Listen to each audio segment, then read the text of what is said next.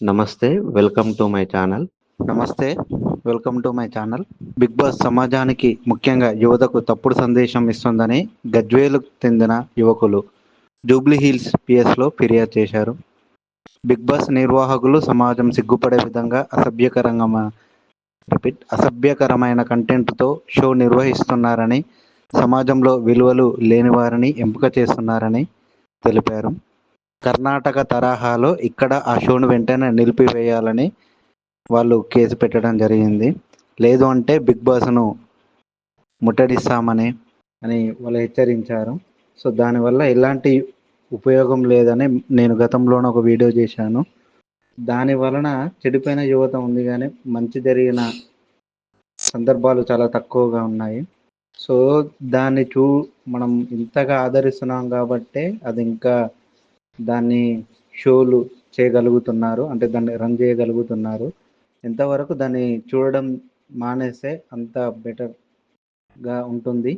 Big బాస్‌లోకి వెళ్ళాలని ఉందా? అయితే నేను చెప్పిన క్వాలిటీస్ మీలో ఉన్నాయా చూసుకోండి. ఇవి లేకపోతే అసలు వెళ్ళడం కష్టం. అవి ఏంటి అంటే అక్రమ సంబంధాలు కలిగి ఉండాలి, బూతులు తిట్టాలి, అశ్లీల చిత్రాల్లో నటించాలి, చిన్న పెద్ద మతము కులము తేడా లేకుండా చూడాలి, బెట్టింగ్ యాప్స్ ప్రమోషన్ చేయాలి, డ్రగ్స్ సప్లై చేయాలి, కాపురాలను కూల్చేయాలి. ఇలా అయితే బిగ్ బాస్ ఛాన్స్ వస్తుంది. ఏంటి ఏదేదో చెప్తున్నాడు అని అనుకుంటున్నారా? అయితే తెలుగు బిగ్ బాస్ 9 చూడండి.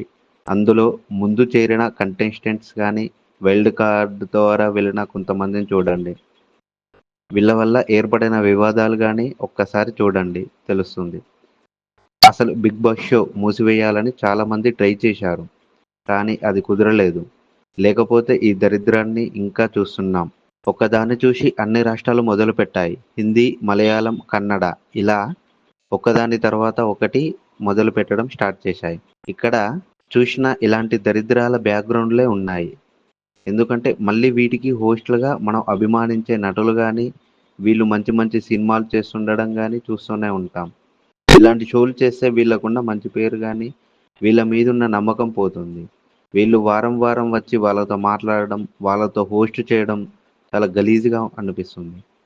సరే, ఇప్పుడు తెలుగు బిగ్ బాస్కి వస్తే మొన్న సండే వైల్డ్ కార్డుతో 6 కంటెస్టెంట్స్ లోపలికి వెళ్ళారు.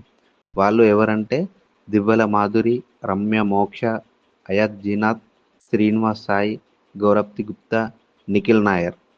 వీళ్ళని లోపలికి పంపించాడు నాగార్జున. వీళ్ళ వల్ల అసలు బిగ్ బాస్కి ఏం వస్తుంది, సమాజానికి మెసేజ్ అనేది ఏమిస్తుంది ఇప్పుడు తెలుసుకుందాం. మనకి ఎంటర్టైన్మెంట్ అవసరమే, కానీ మరి ఇలాంటి షోల వల్ల మనకు ఒరిగేది ఏమీ లేదు కదా. అన్ని భాషల్లో ఇలానే ఉన్నాయి, తెలుగు అనేదే కాదు. ఇలాంటి తీసుకొచ్చి జనాలపై రుద్దడం కరెక్ట్ కాదని నేనంటాను.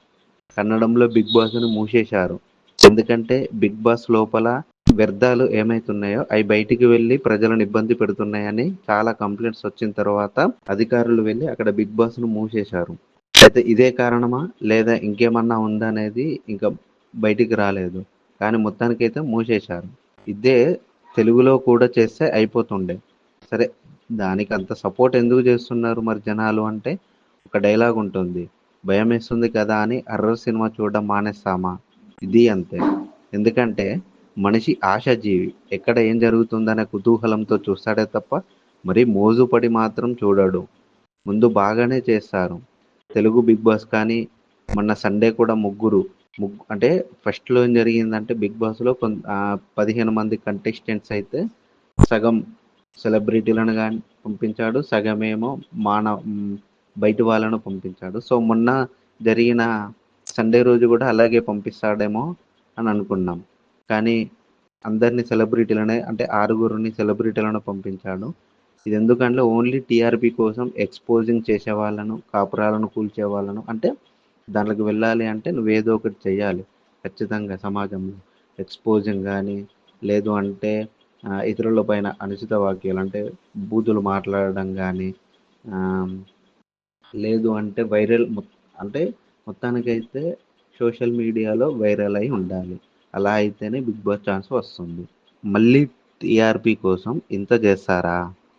మాధురిని చూసి ఏం నేర్చుకోవాలి? భర్తకు విడాకులు ఇచ్చి వేరే అతన్ని పెళ్లి చేసుకోవాలి, వయసుతో సంబంధం లేదని తెలుసుకోవాలా?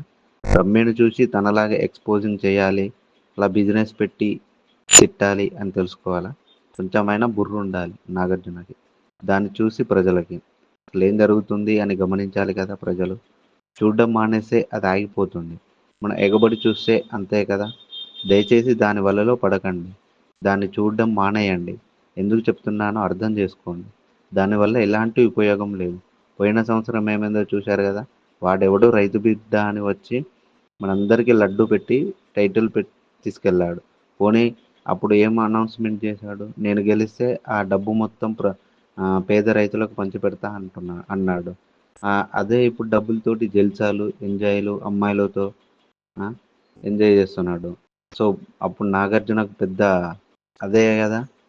అసలు బిగ్ బాస్ అంటే ఒక ఎంటర్టైన్మెంట్ అనుకుంటున్నారు, కానీ కాదు.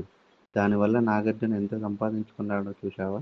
వాళ్ళు ఎమోషన్తో ఆడుకుంటున్నారు, మన వీక్నెస్ని తెలుసుకొని ఇలాంటి షోలు చేస్తున్నారు. దీనికి బదులు ఇంకేమైనా ప్రజలకు ఉపయోగపడే షోలు చేస్తే అందరికీ లాభం కదా. దానివల్ల ఒక్క పేదవాడు బాగుపడ్డా అందరు సంతోషపడతారు కదా. అది వదిలేసి వీళ్ళ టీఆర్పీ కోసం, వీళ్ళు సంపాదించుకోవడం కోసం మనుషుల పైన ఎవరినెవరినో తీసుకొచ్చి ఏమేమో చూపిస్తూ ప్రజలను పిచ్చోళ్ళని చేస్తున్నారే తప్ప దానివల్ల ఎలాంటి యూజ్ లేదు, ఎలాంటి లాభం లేదు.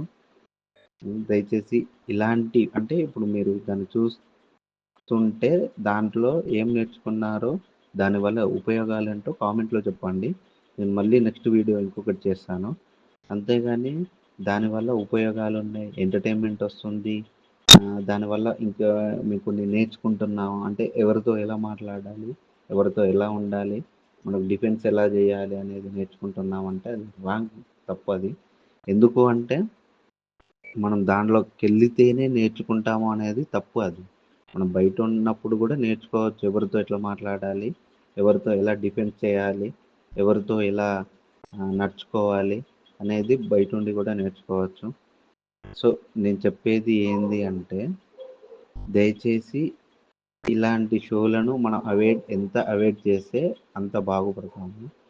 సో ఇలాంటి షోలు ఇంకా చేయకుండా ఇంకొకటి రాకుండా మనమే చూసుకోవాల్సిన బాధ్యత మన పైన ఉంది. సో దీన్ని కూడా అవాయిడ్ చేస్తారని, చూడకుండా ఉంటారని, దీనికి ఓట్లు వేయకుండా దీన్ని అసలు ఎలిమినేట్ అంటే ఈ బిగ్ బాస్ షో అనేది ఎలిమినేట్ చేస్తారని కోరుకుంటున్నా.